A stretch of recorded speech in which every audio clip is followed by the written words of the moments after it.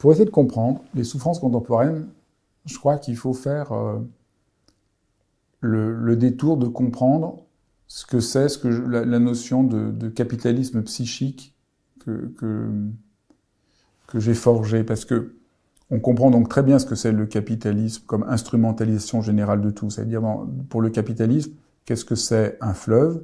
C'est une réserve d'énergie qu'un barrage va pouvoir saisir et non pas le lieu du poème, ce qu'est le fleuve, ce qui nourrit la terre, ce qui ouvre un paysage. Mais qu'est-ce que c'est le vent? Une réserve d'énergie qu'on va pouvoir saisir. Qu'est-ce que c'est un être humain? Une force de travail qu'on va exploiter autant que possible.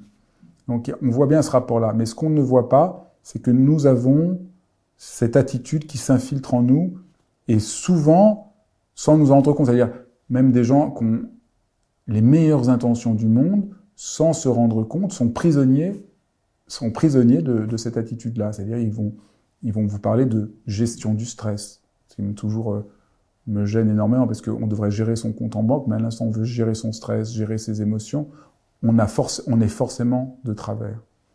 Donc et je vais prendre quelques exemples, mais je ne joue pas juste sur les mots. J'essaye de révéler une manière dont ça nous manipule. Souvent, on dit « tu joues sur les mots », mais faites attention.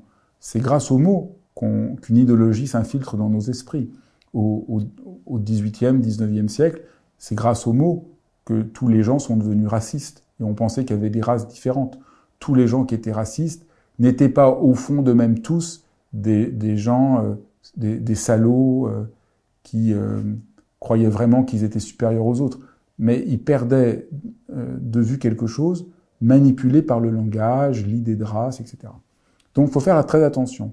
Le fait de parler de gestion, du stress, des émotions, est un signe que quelque chose ne va pas et témoigne bien de notre souffrance.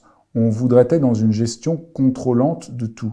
Ça nous coupe de la vie, ça nous coupe de la terre, ça nous coupe de notre cœur, ça nous coupe des autres, ça nous coupe du monde, et ça rend le monde extrêmement violent et dur. Mais la notion de stress aussi est une notion extrêmement problématique.